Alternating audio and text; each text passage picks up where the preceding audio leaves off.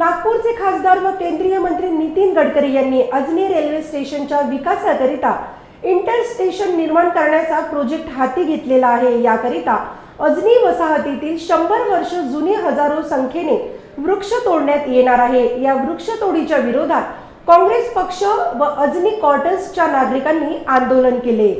नुकतंच इथे inter model station तयार होणार आहे ही माहिती मिळाली आहे आणि इंटर मॉडल स्टेशन तयार करताना इथे जी आपली वनसंपदा आहे जवळपास 100-125 वर्षापासून इथे जी झाडं आहेत या सर्व झाडांची कत्तल करून इथे इंटर स्टेशन बनणार आहे म्हणतात। हे कोणाला पाहिजे आहे? खरं पाहिलं तर नागपूरमध्ये मोठं स्टेशन आहे आणि याच्या व्यतिरिक्त अजनीसुद्धा आहे। यांना जर विकास करायचा असेल तर अजनी स्टेशनचा विकास त्यांना करता येतो, पण काही कारण नसताना इथे जवळपास 1600-1800 झाडांची कत्तल करून इथे स्टेशन जर उभारणार असेल तर ते निश्चितच नागपूरसाठी अत्यंत वेदनादायक असणार आहे। कारण सगळीकडे ग्लोबल वॉर्मिंगचं प्रकरण सुरू आहे। सगळीकडे असं म्हणतात आहे की झाडं लावली पाहिजे, झाडं जगवली पाहिजे आणि झाडं असल्याशिवाय आपल्याला ऑक्सिजन मिळणार नाही आणि याची पूर्तता करून होणार नाही। जी संपदा आपली जवळपास 150 वर्षापासून आहे याचा सत्यानाश जर समजा काही लोकांनी करायचं ठरवलं असेल तर निश्चितच नागपूर शहराचाही सत्यानाश होणार आहे आणि इथे जी काही आपलं मनुष्य वस्ती आहे त्यालासुद्धा धोका पोहोचणार आहे। तर इथल्या लोकांना असं वाटतं, आम्हाला असं वाटतं की ही वनसंपदा आपली राहिली पाहिजे आणि ही राहूनच इथं जे काही विकासाचे कार्य करता येईल ते केलं पाहिजे। को करीब 100 साल पहले अंग्रेज़ों ने बसाए थे और उसी के अंतर्गत ये 44 एकड़ में ऑफिसर्स लोगों के बंगले बनाए गए थे और हर बंगलों में 10-20 पेड़ अंग्रेज़ों ने लगाए थे।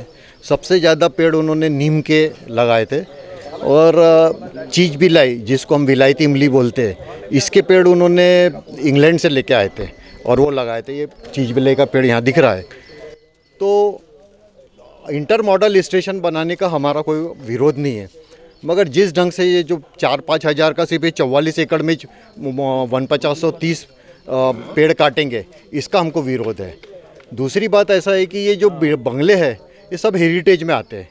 100 साल के ऊपर के बंगले हैं और आज भी अंग्रेज़ों के जो परिवार के लोग हैं वो यहाँ पे अपने बंगले देखने आते हैं। और जो पेड़ पे पक्षी रहते हैं, मिट्टू है, कबूतर है और चिड़िया है, बहुत सारे पेड़, हज़ारों पेड़ों पे उनका घोंसला है, वो कहाँ जाएंगे अगर ये पेड़ काट दिए तो। दूसरा, कोरोना में हमने को जो ऑक्सीजन की कमी हुई है वो हमने अभी देखे हैं। तो पेड़ तो हमको ऑक्सीजन थे, सुप्रीम कोर्ट ने भी बोला है कि पीपल वगैरह के पेड़ 100% ऑक्सीजन देते हैं, कोई पेड़ 80% देते, कोई पेड़ 70%। और उसके साथ में जो प्रदूषण है उसको कुदरत ने पेड़ों को उसको सोखने की क्षमता दी है। तो जो आज दिनों दिन प्रदूषण बढ़ रहा है तो उसकी वजह से जो लोगों के स्वास्थ्य पे प्रभाव पड़ेगा पेड़ काटने की वजह से, तो इसकी जिम्मेदारी कौन लेगा? और गडकरी जी ने जो, ये तो सिर्फ 44-45 एकड़ है, करीबन 550 एकड़ जगह इंटर मॉडल स्टेशन के लिए उन्होंने ऑक्युपाइड की है। तो ये इसका हमको विरोध है कि जितने भी पेड़ है इसको बचाया जाए। सबसे बड़ी बात तो ये है कि सिटी में 1200-1300 करोड़ का प्रोजेक्ट पॉसिबल ही नहीं है। इसमें तोड़फोड़ बहुत होती है और नुकसान होता है लोगों का जो परिवार है उसमें भी वो एक अफरा तफरी का माहौल हो जाता है। इसको बचाना चाहिए। विकास करना, रेलवे के पास ज़मीन है ना, गोंदनी में बहुत ज़मीन पड़ी है, वहाँ लेके जाइए आप।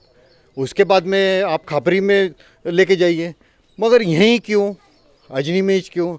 ये जो क्रीम जगह है, जो इसको हम सिविल लाइन के इसकी ज़मीन की तुलना हम सिविल लाइन की ज़मीन के साथ करते हैं, तो इसको जो नुकसान पहुंचाने का काम बीजेपी की जो सरकार कर रही है, मनमानी कर रही है, इसका हमको विरोध है। और ये कहीं तो भी अन्यत्र शिफ्ट किया जाए, ऐसी हमारी सरकार से मांग है। और अभी उद्धव ठाकरे ने आदित्य ठाकरे ने भी कहा है कि 50 साल के ऊपर के जो पेड़ है ये इनको हेरिटेज में गिना जाएगा। तो यहाँ तो 100 साल के ऊपर के पेड़ है, 150 साल के ऊपर के पेड़ है, उसका क्या? और एक जो पेड़ का जो तना होता है, 10 इंच का जो पेड़ हो जाता है, उसके तने को अगर 10 इंच का तना हो गया तो उसकी गिनती बड़े पेड़ों में आती है। उसकी तो इनके पास कोई गिनती ज नहीं है, ये तो सिर्फ बड़े पेड़ों की 5,000 का आंकड़ा है इनके पास, 4,930 का। छोटे बड़े तो अनगिनत है, उसकी तो इन्होंने हिसाब ही नहीं लगा। इसका हिसाब लगा के इसका ऑडिट करके इस पर रोक लगाई जाए, ऐसी हमारी मांग है।